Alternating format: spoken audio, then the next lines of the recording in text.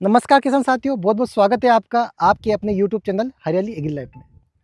किसान साथियों, आज की इस वीडियो में हम एक अजीबोगरीब पौधे के बारे में बात करने वाले हैं। ये जो पौधा है, इसने अफीम वाले किसानों को और सरसों वाले किसानों को परेशान करके रखा है। किसान साथियों, आज हम बात करने वाले हैं एक खरपतवार के बारे में, जिसकी वजह से सरसों की सारी जो फसल होती है वो बर्बाद हो जाती है। आप हमारे पीछे ये प्लॉट देख सकते हैं, सरसों का प्लॉट है, जिसकी हाइट प्रॉपर नहीं आ पाई है, फलियाँ अच्छे से नहीं बन पाई है, फलियों में दाने बन नहीं पाए हैं। कारण एक ही है, जिसका नाम है भूमपाड़ा। किसान साथियों, ये जो भूमपाड़ा जो खरपतवार है, इसको देसी भाषा में भूमपाड़ा बोलते हैं और कहीं कहीं इसको भीमपोड़ भी बोलते हैं। वैज्ञानिक भाषा की बात करेंगे तो इसका नाम है ओरोबंकी। मैं आपको दिखा देता हूँ किस प्रकार का ओरोबंकी होता है। किसान साथियों, इस खरपतवार के बारे में आज हम इस वीडियो में डिटेल से समझने वाले, सीखने वाले हैं। ये जो खरपतवार है, इसका नाम है भूमपाड़ा, ओरोबंकी से बोलते हैं। और आप हमारे ये पीछे जो खेत है उसमें देखिए, हमारे साथी से निवेदन करूंगा, इनको दिखाइए कि ये देखो किस प्रकार ये हर सरसों के पेड़ से पास से निकला हुआ। ये देख सकते हैं, ये आपका लगा हुआ है, ये लगा हुआ है। ये देखो पूरे खेत की स्थिति इसी प्रकार है। पूरे खेत में ये जो भूमपाड़ा है, इसने क्या किया है कि फसल को अच्छे से ग्रोथ करने का मौका नहीं दिया है। ये जो भूमपाड़ा होता है, कैसे काम करता है, कैसे बढ़ता है, इसके ऊपर मैं आपको डिटेल में जानकारी देता हूँ।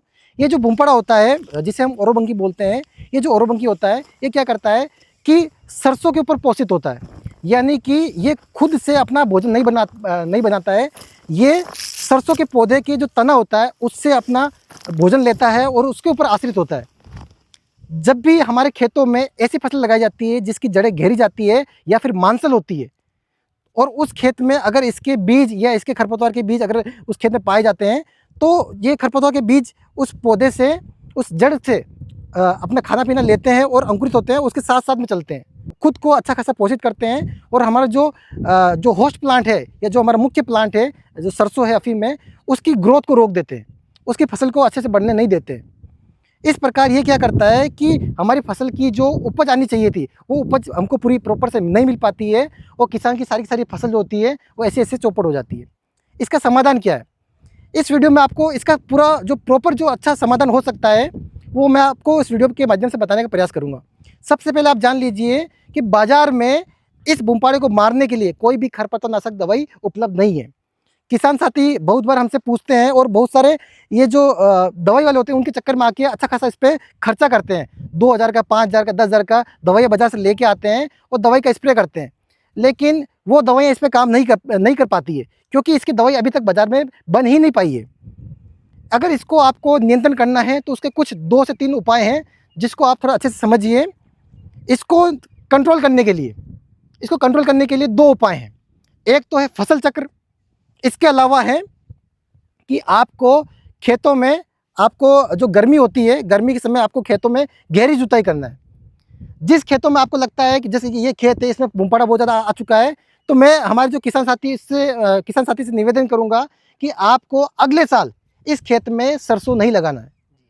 आपको कम से कम 2 से 3 साल का इसमें फसल चक्र लेना है। यानी कि 2 से 3 साल के लिए इस खेत में इस सरसों की फसल को आपको त्याग देना है। 2 से 3 साल के लिए इस खेत में सरसों नहीं लगाना है।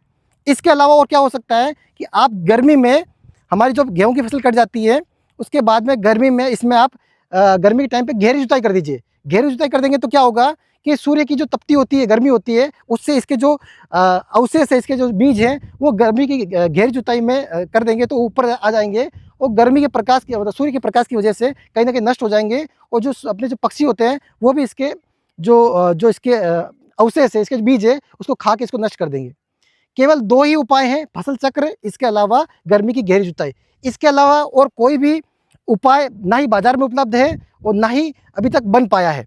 तो मेरा रामलाल जी से निवेदन है कि बाजार में उपलब्ध दवाइयों के भरोसे ना रहें, फालतू का खर्चा ना करें। तो इस वीडियो में बस इतना ही था। आप देख सकते हैं किस प्रकार इस फसल की अवस्था है, किस प्रकार इस भूमपाड़े ने इस फसल को पूरा से दबा के रखा हुआ है। तो इस वीडियो में बस इतना ही। अगर आपको ये वीडियो ज़्यादा इन्फॉर्मेटिव लगा हो तो इस वीडियो को ज़्यादा से ज़्यादा किसानों तक शेयर करें, और ऐसे ही वीडियो आपको आगे भी मिलते रहे, इसके लिए आप हमारे YouTube चैनल को सब्सक्राइब करके जरूर रखें। किसान साथियों, बहुत बहुत धन्यवाद।